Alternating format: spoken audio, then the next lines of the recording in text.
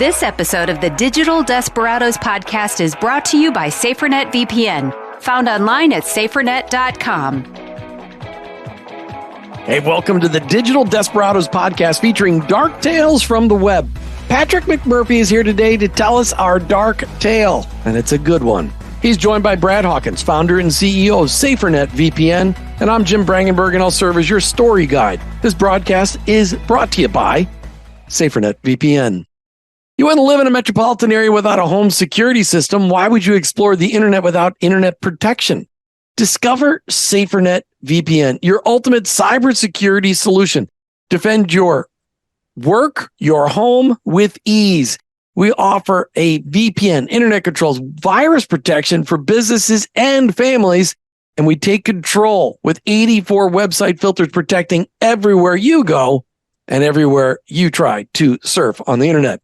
Sign up now at safernet.com. That's safernet.com. You got to check it out because you'll never regret it. Safernet.com. All right, Patrick, which dark tale are you telling us today? Today, Jim, we're going to talk about one of my favorites, Max Butler, a.k.a. the Iceman. And he was known as the Iceman because of both of his cool demeanor and he used to freeze his victims' assets through credit card fraud. So, salt of the earth type individual straight off the bat. So the Iceman was born on July 10th, 1972 in Meridian, Idaho. He was the youngest. Not sure how many siblings he had, but he had quite a few. His parents divorced quite young. He was just 14. His father was a Vietnam veteran and he owned a computer store. And so, you can imagine, look, if your father's owning a computer store, you're immediately exposed to the digital world. I mean, most people wouldn't see that as getting into hacking, but, it's there from a very early age. And so when he was a teenager, Iceman got into the internet, bulletin boards, if either you can remember those online, and of course hacking. And so he was kind of a rough kid. This guy has had a long life of crime. So as a kid in high school, he stole chemicals from the Meridian High School just for notoriety amongst his peers. But he got caught doing it. And the courts came down pretty hard on him. He was just a kid, but the charges were malicious injury to property, first-degree burglary, grand theft, and he basically got probation out of all this. And so after this incident, Iceman was sent to live with his father. His parents, as I said, they were divorced, and he continued high school here. But you can see this is a really, we're not off to a good start with this dude. This guy's stealing chemicals and things. It's not looking good. I'm just still getting over the fact that Brad and I have a lot of friends in Meridian, Idaho. I'm like, oh, really? Still going on? I mean, there's a lot of incredible companies we deal with on a daily basis in Meridian, Idaho. We should maybe make sure they listen to this episode, Brad. I think so. If they've ever had their assets frozen, it's the Iceman. He always sounds like the boogeyman the way I'm talking about him. But so the Iceman eventually went to college. Freshman year, he gets arrested for assault. So this guy's not playing around. He tried to appeal it. The appeal failed due to procedural issues. They didn't basically raise the appeal in time. And so he gets sent to prison and he's sent out on, it's probably one of the few guys we've dealt with who gets sent to prison for a non-hacking crime, right? This guy just assaulted someone. Normally we deal with people who steal, X amount, but. Well, I was just thinking that you got a hacker that we're here talking about being a hacker. And so far, he's been busted for stealing chemicals and for beating somebody up. So you look at that and saying, this guy is all around not a healthy-minded person. So yeah, exactly. And so he gets out of the Idaho State Penitentiary on April 26, 1995. And so at that time, Iceman, he relocates. He lives with his father near Seattle. And so he secures a few different part-time jobs, mostly in technical support, because the guy is really good with computers. And at the time, he's involved with IRC, Internet Relay Chat, which was one of the first forms of chat room. It's still kind of popular in some circles today. But he gets involved in downloading wares. And when I say wares, I mean I'm spelling it WAREZ, and wares refers to pirated software and media. Very popular nowadays, but not as popular back then. So at the time, ISPs, internet service providers, are looking out for people sharing any wares at all, like all over the country. And so an ISP in Littleton in Colorado detected that Iceman is uploading wares to an unsecured server. They effectively saw was using an intense amount of bandwidth and thought themselves, who could be using that much bandwidth? And so the uploads were traced back to where Iceman was working, which were corporate offices of CompuServe in Washington. And so they were a huge player back in the late 80s, early 90s. They were a huge player on the internet. Right, exactly. Yeah, it was crazy. And so, I mean, they fire him. You know, that's just how it is. Wow. So what exactly is a wares? Really, Brad, these days you would be referring to it if you were these days people pirate movies, and they also might pirate software, things like Photoshop. And so what happens is that you would download it off something. Actually, I won't go into how you would do it. Good idea. I'm going to stop myself. Instruction manual by Patrick on how to steal software. So explain. Well, okay. In very vague terms, there's certain websites where one could download products that you would normally have to buy with money. However, they download them illegally, and then they host them illegally, so others can download from them. And it's the same then as it is now. So he was not in Littleton, Colorado, but he got busted from downloading in Littleton, Colorado. Can you explain how that happens? The ISP the internet service provider was in Littleton, Colorado, and saw that his bandwidth was excessive. So the ISP for a CompuServe were likely a company based out of Littleton, Colorado. Gotcha. But just like you said, someone's always watching, as we see in this great story. How else would they know how to advertise what's on the side of your screen? That's what I want to know. How come when you have a conversation in your living room, all of a sudden when you pull up your phone and Facebook, the ads have to do with exactly that? No, they're not listening at all. No, they're not. No. So you need to stay safe wherever you are on the internet, and SaferNet is the way to get that done. It's an easy-to-use cybersecurity app on all of your devices. It keeps your business and your family protected. Experience your VPN with internet controls, virus protection, 84 website filters for a distraction-free and safe online environment. Get secured now. It's going to change your life, and it's going to make it so you don't ever have to worry about, should I be clicking on this link or not? Well, you probably should still be worried about that, but SaferNet's going to be your backup. SaferNet.com, that's SaferNet.com. Back to you, Patrick.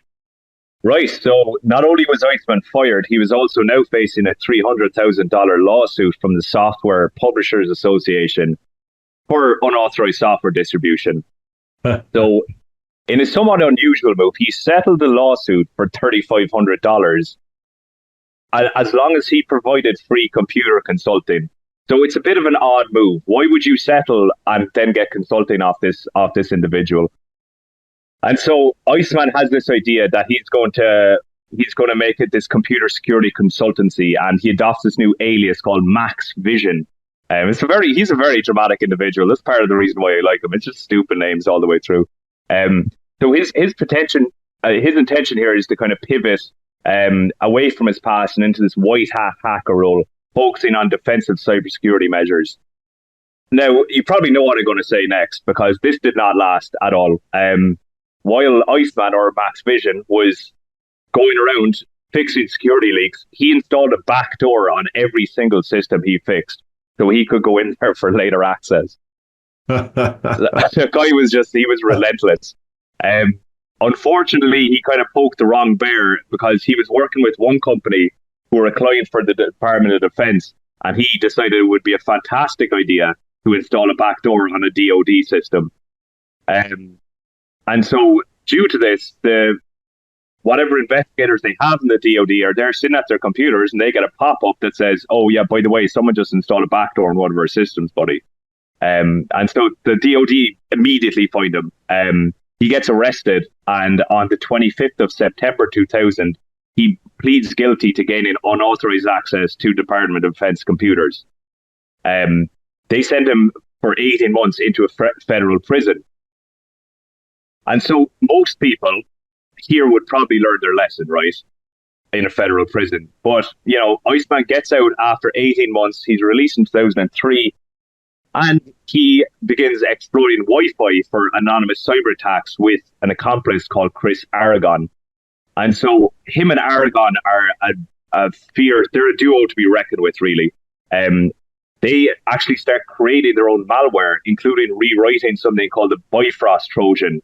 And what the Bifrost Trojan was excellent at back in the day was bypassing antivirus. Back then it was all Norton McAfee. I mean, it's still kind of a lot of it is today, but Bifrost just strolled right past either of those applications.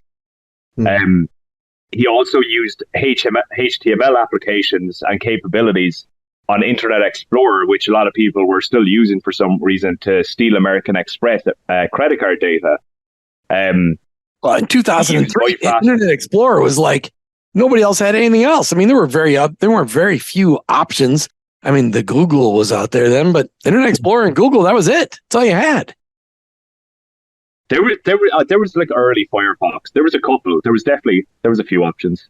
I wouldn't have used early Firefox. Late Firefox, and even the late 2009-10 was still a little rough. I use it today, but anyway, sorry, I interrupted you. I know you're getting all the really good stuff, but it's just like, there weren't a lot of choices. Internet Explorer, if you had a PC, it's what you're going to use. It's what you had. Yeah, I know, but man, I could never be caught with it. Even when I was that age, not a chance. And so what he did with Bifrost, he targets Citibank, basically using Bifrost to steal credit card information. He would then funnel the pins over to Aragon, his accomplice. And so Aragon would coordinate cash withdrawals from ATMs. He would get blank debit cards and load up the debit cards with the numbers that the Iceman was stealing. He would go to the ATMs and basically just drain them dry. So basically what he's doing is every time he gets busted, he just gets more sophisticated and more aggressive in what it is that he's trying to do. Yeah, if you actually trace every time he gets arrested, when he gets out of prison, he gets more aggressive. It's kind of he doesn't quit. It's like he's in there saying, I got to do this better next time. And you're giving him a timeout to analyze and figure out a better strategy. I mean, if they talk about prison being for rehabilitation, it was not. It just made the guy angrier. He's super aggressive in this in this growth strategy. So yeah, unbelievable. I'm pretty sure that prisons have become a breeding ground for further criminal activity, except in a few certain states. But most, prison is not a place to go and just relax for several years. Business owners, you got to listen up. I mean, criminals, search engines, they do not need to know everything you do on the internet. SaferNet ensures your company's safety with its powerful cybersecurity defenses like their VPN, their internet filters, their website filters, their internet controls, and their antivirus. You got to trust SaferNet. Get it on your computer now so you can have worry-free online operations. SaferNet.com. That's SaferNet.com. Back to Iceman. Yeah. So, as I was saying, Iceman, I mean, the name comes from the cool demeanor, but it's here you see. So when he was using the Bifrost Trojan, he ended up freezing people's assets because there was so much credit card theft involved. He was eventually arrested again in 2007 for running something called Carter's Market. And now things like Carter's Market are very popular to this day. And what the website Carter's Market was is that you would steal credit cards, and obviously it's kind of hot. You want to get rid of it as soon as possible. You go to Carter's Market and then you sell on that information to people, and you have to ensure that the credit cards are working. You can't just go in with any old numbers, or you lose your credibility. But the authorities had found he was the guy behind it. And so what happened is that he eventually pled guilty to wire fraud for stealing close to 2 million credit card numbers. His use of credit card details, just between him and Aragon, resulted in $86 million worth of fraudulent transactions. And so he was sentenced to 13 years in prison, which was at that time the longest hacking prison sentence in the US. He's been released. He was released in 2021. He's under 5 years of supervised release. And he also has to pay back $27.5 million to his victims. So right now, as we're talking, he has 3 years left before he's unsupervised. Will he go back to hacking? Without an absolute doubt, the Iceman will be back freezing your credit cards. You heard it here first. So obviously that's a lucrative business, right? To hack on those credit cards. How do they get them? Mostly through various means, like the Bifrost Trojan, which, you know, in itself could deploy botnets, get involved in phishing. It's the same old story, Brad. They're using just different methods that all come back to the same attack vectors. So those people listening, what kind of strategies can you think of that would help them not give up their credit card information? I would say the biggest one is phishing. It's always going to be phishing. That is the number one cybercrime attack vector for just about anyone. You get the dodgy email about pay your bill, and you go in and you need, or maybe you get an email about, your package is here, but you need to pay for it. Can you give us $10? And you put in your credit card information and it's gone. It's always going to be phishing. Yeah. The post office sending you an email going, hey, we've got a package for you, but we can't deliver it. You give us your address. And they're like, well, how'd they get my email address, people? Seriously, or UPS or FedEx. But what I find is that I get constant emails on my Hotmail account that they have real people's names, but when you look at the email address, they're not real people. And so I'm constantly deleting. I mean, I get 500 junk emails on my Hotmail account every day. Like, really? Yeah, I wasn't born yesterday. Patrick, is there a moral to this story? You got any morals to this story? I think we should come up with a moral to the story. I think the moral to the story here, Jim, is quit while you're ahead if you're a hacker. Quit while you're ahead. No, but it's a story of, I suppose, an individual who's been a career criminal, and despite his past, he was always allowed near the sensitive computing system. It's ridiculous that time and time again, I mean, the guy gets caught for pirating, and then they're like, okay, we'll leave you off if you come work for us. And then they get surprised when he starts hacking them. But it kind of goes, and as well, you know, it goes to show you just never know how much cybercrime there is out there in relation to things like card theft until you don't know you're a victim until, you know, your assets get frozen by the Iceman. So Right.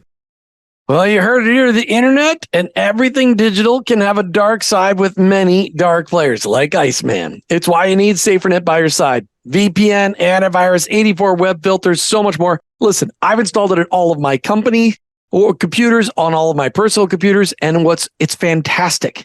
The other day I had an email and I thought it was legit, and I clicked on it and SaferNet said, yeah, I don't think you want to go there, people. And I just said, well, I guess this isn't legit. So thanks to SaferNet for always supporting our efforts of bringing these stories to your ears and giving them the exposure they need. Really, Iceman needs to be exposed to a big hot flame. Please, for your own security and the security of those you love and those you work with, check out safernet.com and get secured today. Till the next time, click only on the links you trust from those you trust and delete the rest, or you may become the victim of a digital desperado. This episode of the Digital Desperados Podcast is brought to you by SaferNet VPN, found online at safernet.com. My Windows computer updates security every few days. Is it enough? Stay ahead of cyber threats with SaferNet VPN. For businesses seeking top-notch security without complexity, we've got you covered. Plus, protect your family with powerful internet filters. Experience the ease of cybersecurity with SaferNet VPN. Join us in creating a safer online environment by getting secured now. Sign up at safernet.com. That's safernet.com.